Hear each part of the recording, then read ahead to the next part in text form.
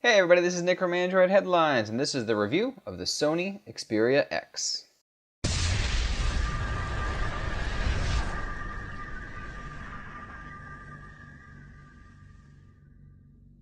Over the years, Sony has been the absolute best about offering different sizes of devices for different customers, but never skimping on the specs.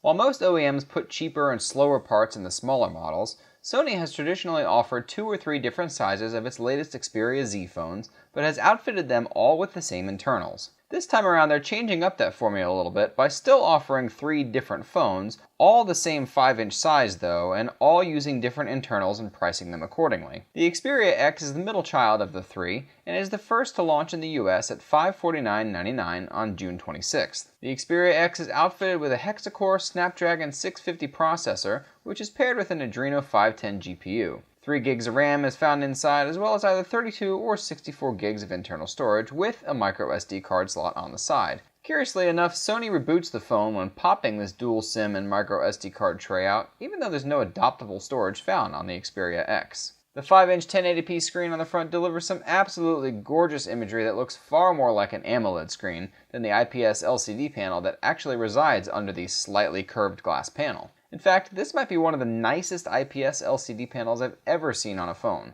The colors are stark and rich, white balance is absolutely perfect, and the brightness levels are among the best I've seen on any phone this year. There's tons of options to adjust the screen to, and the X-Reality mode options make it look simply stunning to behold. Sony's OmniBalance design makes a return here. In fact, you'll find it incredibly difficult to visually distinguish it from the Xperia Z5 that was launched just a few months ago. It even features that fogged glass-looking back, which is supposedly made of metal, but feels like plastic in every single way. On the bright side, it's not slippery at all, and even the frame is ultra sturdy, and the weight balance is absolutely perfect thanks to the OmniBalance design language. There's a dedicated camera shutter button here as expected, and it provides some amazing tactile feedback and quicker shots than software buttons can, not to mention a way to quickly launch the camera in 1 second flat no matter if the phone is on or off. In fact, this camera is probably the fastest one on the market. Only the Galaxy S7 matches it toe-to-toe in sheer launch speed and actually taking that picture. Focus times are not quite as lightning fast or accurate as the Galaxy S7, but they're faster than any laser-assisted autofocus smartphone on the market, especially if you use that dedicated shutter button.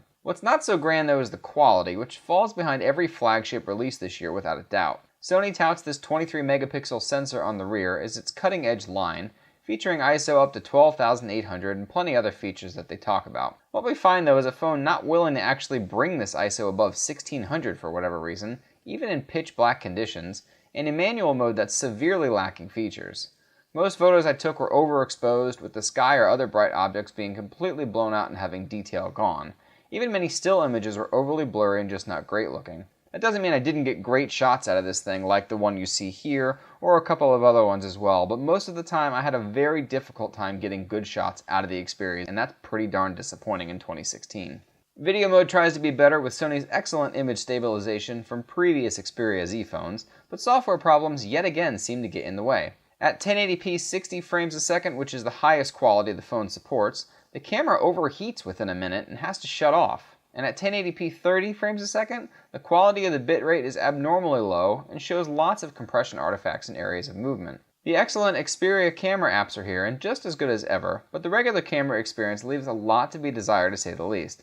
Thankfully, the front-facing 13 megapixel camera is quite good, and those Xperia apps and augmented reality features and filters offer some really great experiences for those that love to take selfies and lots of them. This weird overheating problem with the camera is the only place where the Xperia X seems to disappoint in the performance area, which actually was pretty surprising given the Snapdragon 650 is just a renamed Snapdragon 618. Qualcomm's mid-range line has traditionally had a pretty far gulf in performance when comparing it to the upper range 800 series, but the inclusion of a better GPU in that Adreno 510 seems to all but make up for anything that might be lacking in those CPU cores. In fact, benchmarks show this one keeping up with the fall 2015 flagships in almost every way. VR performance is right up there with the best of them too, giving me the same frame rates and experiences as the Galaxy S7 Edge, and the quality of the screen helps a lot in this area too. It's got a higher persistence rate than Samsung's AMOLED displays, but it's not as high as most LCDs, and the fact that it's 1080p at 5 inches with a good pixel organization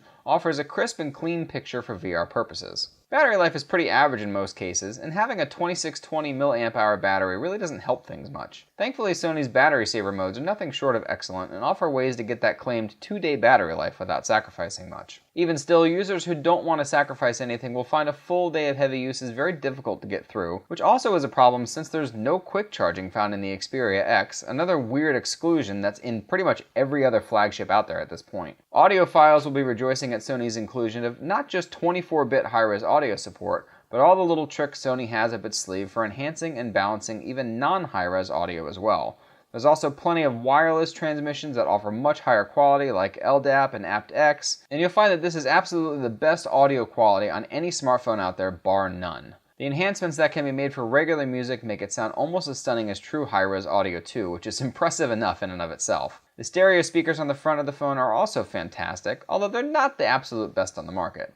The HTC 10 speakers sound more full than these and provide wider range of audio, but these will likely eclipse any other speakers in sheer volume for sure. Some oddities in this year's design changes include no waterproofing, a feature that Sony has pioneered for years and for some bizarre reason seems to be content with removing, even though their largest competitor has re-added it to their flagship lines. Couple this with the fact that the Xperia X ships without a fingerprint sensor in its power button in the US, and you might be scratching your head as to how Sony thinks they can sell this one for $550 and still compete on the same level as many other OEMs. It's a good thing that high-res audio with its many features is still an expensive venture, and if you come to the Xperia X with expectations of the best audio experience you're going to get in a modern smartphone, the rest of these trade-offs won't hurt so much. With Sony increasingly quartering themselves into a niche market though, this could be a bit of a double-edged sword for them. The Xperia X is certainly an excellent phone and one that offers plenty of value, features, and quality design, but in many ways it's going to fall short of consumers' expectations,